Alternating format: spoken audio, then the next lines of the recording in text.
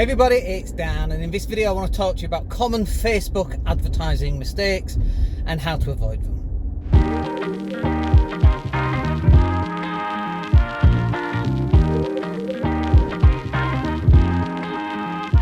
Hey everybody, it's Dan, hope you're well today. So in today's session, let's talk about Facebook ads.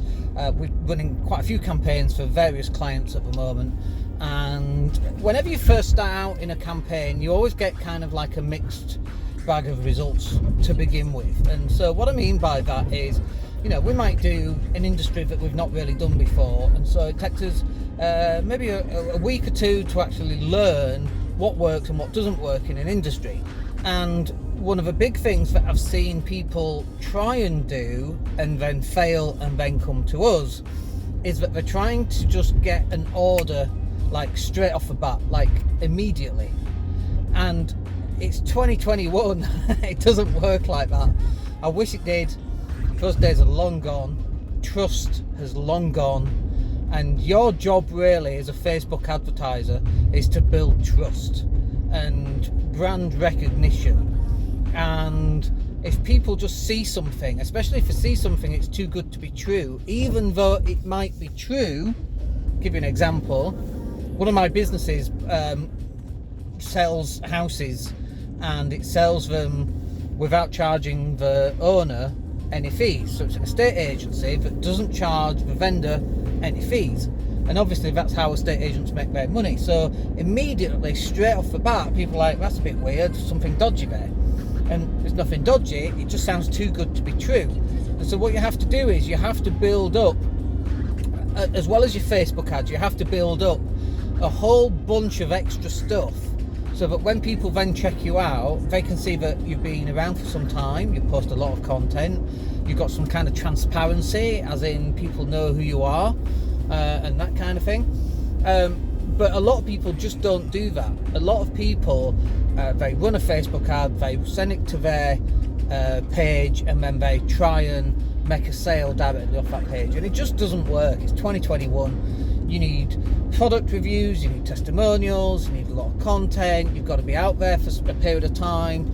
You know, whenever we acquire a brand new business, like one of my first jobs, number one is a website, and number two is just to like post once, twice, 3 times a day to start building up a lot of content so that when potential clients see us, they can see that we've been around for some time. And often the business has been around for quite a number of time, 10, 20, 30 years, but they've got no content.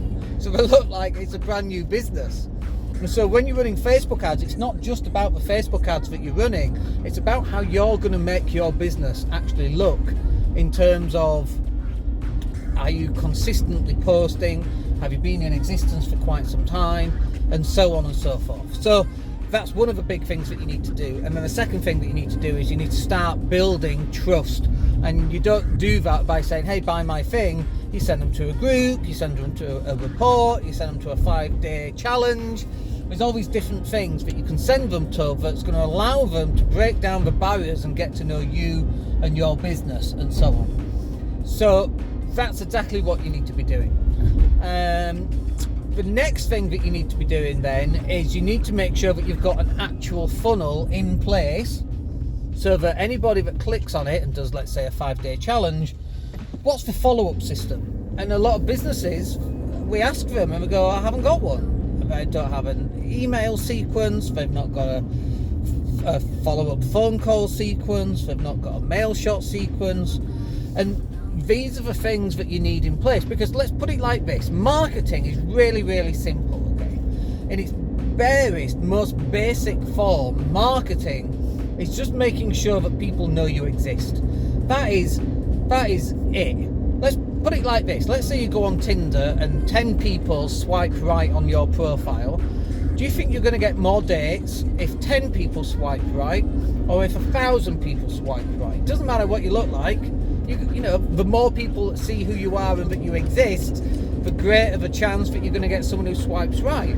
It's fairly obvious. So in other words, the more eyeballs that you have looking at your offer, it might be a Tinder offer, it might be buy my widget, whatever it happens to be, buy my product. The more people that are looking at that, the better or more, you're going to actually sell more of a product. But you might mess it up right at the start, because your opening line on Tinder might be, hey, let's have 3 children, which is going to send the other person, male or female, in the other direction. I'm guessing you might meet a few other people that want children instantly, but generally it's going to send them the other way. And if your marketing is doing that, then that's the next bit that you then need to analyze. And so the next bit here then is not only to have actual funnels, which is basically a series of things that you're going to send out to your client. And the reason why you have a series of things to send out to your client is to warm up the client, so they get to actually know who you are and get to hopefully know, like, and trust you. And then number 4, then what was it? I've forgotten. Number 4 then was to make sure that you don't mess up the first thing that you then say to a client. And this comes down to testing. So we test different landing pages, we test different PDFs if it's a PDF download. We test different training courses, because some training courses will get more people to subscribe than other people. So, and by the way, if you've got a Facebook group, a free training course inside that Facebook group, hey, it's completely free. Come and join the group. You're going to get people joining that group, for example. But you've got to start building up all these different things. Running adverts to grow your business on Facebook is either going to cost you an awful lot of money and you're going to spend all your money very, very quickly, or you're going to do very well from it, but you're only going to do very well from it most of the time, for a few little things that work straight off the cuff, straight off the bat. But most of the time you have to build email sequences, landing pages, follow-up sequences. The whole kit and caboodle has to be done, and if you're not doing that, it's not going to work. And that often explains most people's marketing in a nutshell, because they haven't got any of that. And if the basic premise of marketing is just to get as many eyeballs on it as possible, the second premise is to keep as many eyeballs on it as possible, hence retargeting, hence a follow-up sequence, so that the business stays inside your customer's mindset. 10 minutes ago, before I got in the car, I was looking at desks that's, you push a button and it goes up and down. I'm not thinking about that right now. And I might not think about that for quite some time, okay? Might be another month or so. But if I see a retargeted advert, now suddenly I'm thinking about it again.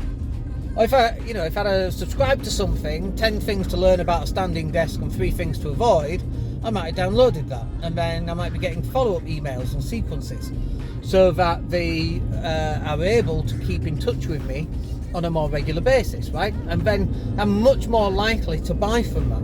Most people haven't got any of that in place, and that's the thing that you need to get in place. We covered an awful lot there in less than 10 minutes. Let me know what you think in the box down below, and we'll speak to you on the next video. My name's Dan Latto. Have yourselves a good day. Take care.